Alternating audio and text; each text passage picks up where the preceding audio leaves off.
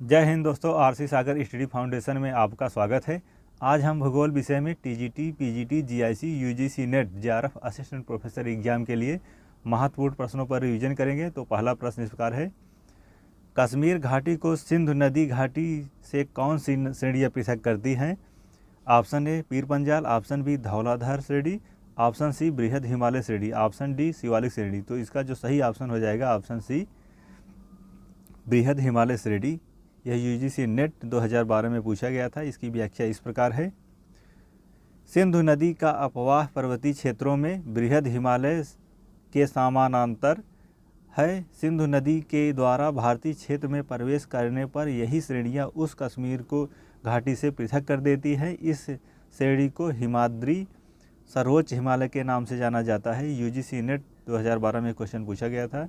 अगला प्रश्न 2, योजना आयोग द्वारा प्रस्तावित भारत के कृषि जलवायु क्षेत्र का आधार क्या है? ऑप्शन ए उच्चावच मृदा तथा अपवाह, ऑप्शन बी वर्षा ऋतु, तापमान तथा कृषि क्षेत्र, ऑप्शन सी वनस्पति मृदा तथा भूमि उपयोग, ऑप्शन डी उच्चावच भूमि प्रयोग तथा निवल बोया गया क्षेत्र। तो इसका जो सही ऑप्शन हो जाएगा ऑप्शन बी वर्षा ऋतु, तापमान तथा कृषि क्षेत्र।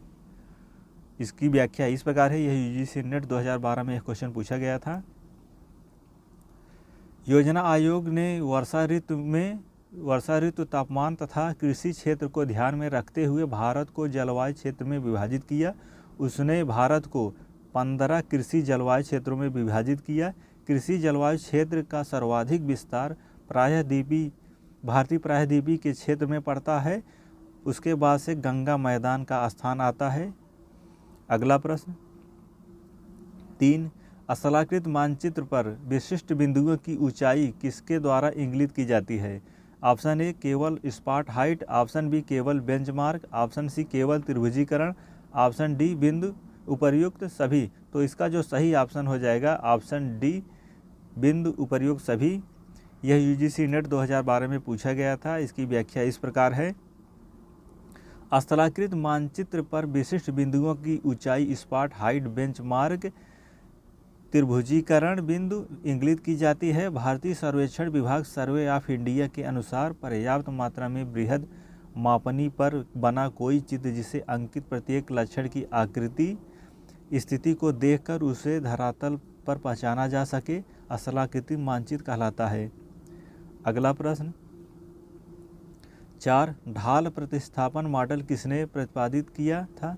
Option A wood, option B Davis, option C Penck, option D Strahler. यह यूजीसी नेट 2014 में पूछा गया था। इसका जो सही ऑप्शन है ऑप्शन सी पेंक। इसकी व्याख्या इस प्रकार है, पेंक ने ढाल प्रतिस्थापन मॉडल प्रस्तुत किया। इस मॉडल को विकास पेंक ने ढाल के समानांतर निवर्तन किया था, जिसके अंतर्गत क्लिफ के ऊपर से नीचे वाली अग्रभाग ढीला होकर आधार को छोड़कर नीचे गिरता है, जिसे आधार पर बहने वाली नदियां बहा ले जाती हैं, तो ढाल का निर्माण हो जाता है। उपर्युक्त प्रक्रिया बार बार घटित होने पर जब ढालों का पीछे हटने की प्रक्रिया जारी रहती है तो उसे ढाल प्रतिस्थापन पीछे हटना कहते हैं। अगला प्रश्न क्वेश्चन 5, ज्वालामुखी के निर्मित लहरदार आकृति को कहते हैं laccolith, phacolith, option C batholith, option D lopolith. तो इसका जो सही ऑप्शन हो जाएगा ऑप्शन बी फाइकोलिथ। यह पीजीटी परीक्षा 2011 में पूछा गया था। इसकी व्याख्या इस प्रकार है, ज्वालामुखी उद्गार के साथ समय गर्म तत्व एवं तरल मैग्मा धरातल के मध्य में जमा हो जाता है, तो अपर्दन के बाद विभिन्न रूपों में प्रकट होता है। जब मैग्मा निक्षेप तरंगों या लहरों के रूप में होता है इसे फाइकोलिथ कहते हैं। अगला प्रश्न क्वेश्चन 6, अपर्दन चक्र की संकल्पना सर्वप्रथम प्रकाश डालने वाला था? Option A Davis, option B James Hutton, option C Penck, option D Thornbury. तो इसका जो सही ऑप्शन हो जाएगा ऑप्शन ए डेविस। यह यूजीसी नेट 2011 में पूछा गया था। इसकी व्याख्या इस प्रकार है, स्कॉटिश भूगोलवेत्ता जेम्स हटन ने 1785 में भूविज्ञान क्षेत्र में चक्रीय पद्धति का अवलोकन किया, एकरूपतावाद सिद्धांत का प्रतिपादन किया। 19वीं सदी के अंतिम दशक में अमेरिकी विद्वान विलियम मॉरिस डेविस ने अपवर्तन चक्र की संकल्पना का सर्वप्रथम परिवर्तन किया। अगला प्रश्न क्वेश्चन 7, पार्थिव एकता सिद्धांत मूल सिद्धांत क्या है? ऑप्शन ए भौगोलिक विकास, ऑप्शन बी भौगोलिक एकता, ऑप्शन सी भौगोलिक परिवर्तन, ऑप्शन डी भौगोलिक स्वतंत्रता। तो इसका जो सही ऑप्शन हो जाएगा ऑप्शन बी भौगोलिक एकता। पीजीटी परीक्षा 2011 में क्वेश्चन पूछा गया था। इसकी व्याख्या इस प्रकार है।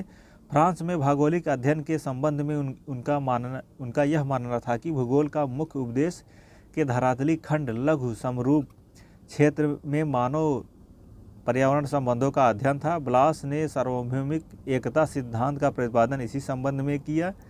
अगला प्रश्न क्वेश्चन 8, सिंधु गंगा द्रोणी से मिलने वाली शिवालिक पेटी की सीमा जानी जाती है। ऑप्शन ए मुख्य सीमा क्षेत्र, ऑप्शन बी मुख्य सीमा भ्रंश, ऑप्शन सी महान भ्रंश, ऑप्शन डी कगार भ्रंश। तो इसका जो सही ऑप्शन हो जाएगा ऑप्शन डी कगार भ्रंश। IAS प्री परीक्षा 2000 में यह क्वेश्चन पूछा गया था। इसकी व्याख्या इस प्रकार है। सिंधु गंगा द्रोणी से मिलने वाली शिवालिक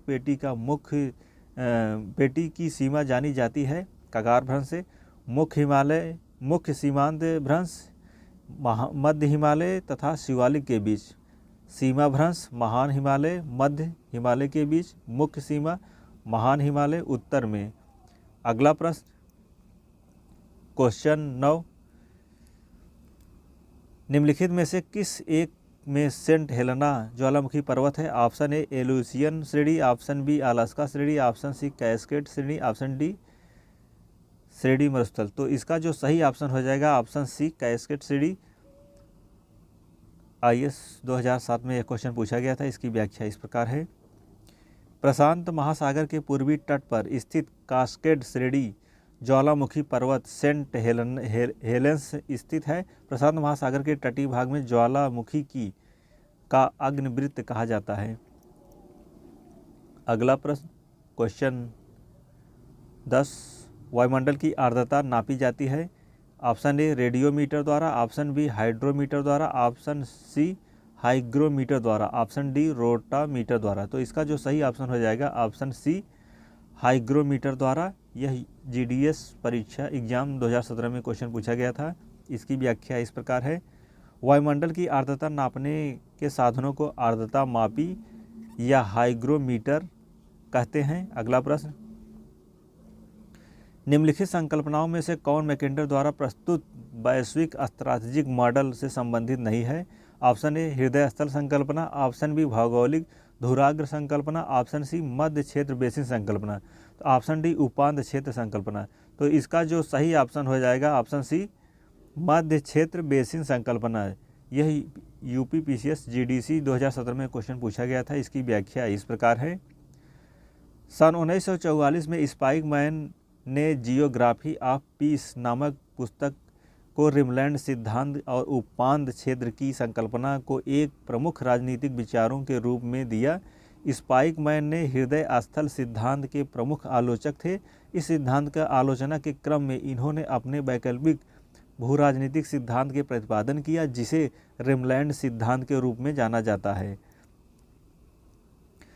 रिमलैंड सिद्धांत का हृदय आस्था की तुलना में स्पाइकमैन आंतरिक अर्धचंद्राकार क्षेत्र को अधिक अनुकूलित मानते हुए इसे विश्व के वास्तविक हृदय के रूप में स्वीकार किया एवं आंतरिक अर्धचंद्राकार क्षेत्र को ही उपांत क्षेत्र की संज्ञा दी। अगला प्रश्न क्वेश्चन 12, प्रत्यक्षवाद की मुख्य अवधारणा है।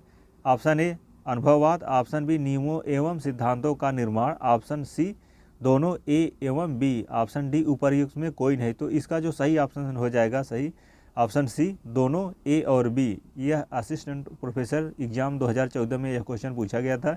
इसकी व्याख्या इस प्रकार है। प्रत्यक्षवाद का अर्थ सामाजिक घटनाओं का प्रत्यक्ष रूप से निरीक्षण करके किसी निष्कर्ष तक पहुंचना है। रेमाइंड एरो 1966 में का मानना मानना है कि प्रत्यक्षवाद का संबंध घटनाओं के अवलोकन, उनके विश्लेषण तथा उन घटनाओं के बीच पाए जाने वाले संबंधों को नियमित करने वाले नियमों को खोज करने से है। इस प्रकार से हम मान सकते हैं कि सामाजिक घटनाओं को निरीक्षण, परीक्षण तथा विश्लेषण के आधार को समझना ही प्रत्यक्षवाद की मुख्य अवधारणा है। जय हिंद। आज इतना।